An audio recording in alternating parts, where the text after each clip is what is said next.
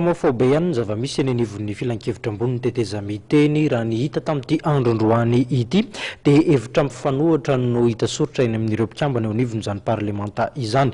Misy ny fanambarana ny birao maharitra izay milaza fa miato mandram-piandry ny fanapahan-kevitry ny fitsarana manokana mahakasika ny fifidianana ny fivoriana eo anivon'izany androm-panjakana izany. Etsy ankilany kosa nefa ny Comité Ad dia mampiantso fivoriana ho amin'ny rahampitso amin'ny 10 maraina. Ny mahakasika an'izay no entina amintsika.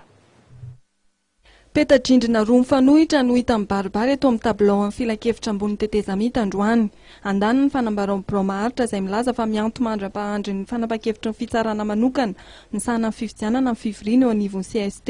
Fanambarana izay mivoaka omaly ary nosiniaviny Shema Guillaume izay filoha-hevitry ny CST faritany Fianaratsoa. Ankilany kosa fanambaran'ny Comité Ad izay nosiniaviny filohany Robert Razaka izay mampiantso fivorian'ny mpikambana eo anivon'ny CST rahampitso manomboka amin'ny 10 maraina.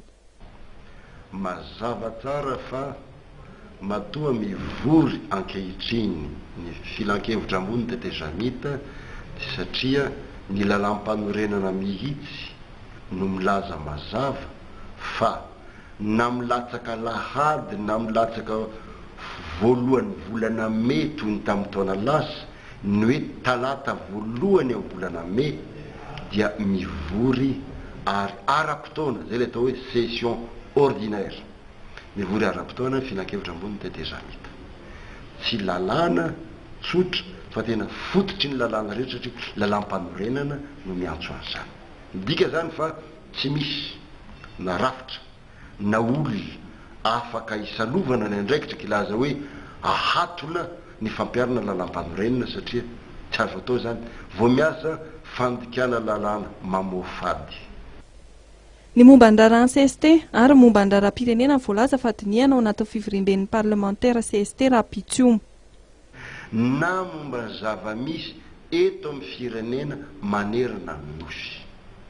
Ao anatin'izany indrindra na ny olana mikasika an'ireo mpianatra any ampitan-dranomasina zay mizaka ny tseran'ny aina ary fantatsika fa nisy namony aina ary ny anankiray tamin'ireo voateny matetika ny any Chine fa tsy ny any Chine rery ihany io fa ny mpianatra rehetra any ivelany. Na ihany koa mikasika an'ity loza tsy mitatahotra iny fa tena manahirana ny maminavina zavatra mety hitranga eo amin'ny lasin'ny famatsiana sy ny vokatra ateraky ty andia ambalala zay voalaza fa mahatratra mihoatra 100 kilometatra ny velarany ary nisy ara mpitondra fiarakodia tao atsimotsimon'ny Antsirabe ny teny mihitsy hoe voatery ny janona mandritry ny adiny 3 zay vo afaka nandeha satria rakotra ary maizina tsy hita mihitsy ny lalana tokony alay. Nosiritan'ny Andriamatora sy Lofirene fa dinihana mandritry fotoana io koa ny momba ny tolo-talàna, momba ny fanarenana ny toe-karena izay nataon'ny komite teknika momba ny toe-karena sy ny volana eo anivon'ny CST. Marihana fa hatramin'ny sokafan'ny fivorian'ny parlemanta amin'ny 7 volana May lasa teo dia tsy mbola nisy ny fandaharam-potoana ny tapahana ho amin'ny fivoriana tsara-potoana voalohany CST raha toa ka efa tapaka izany ho an'ny CT.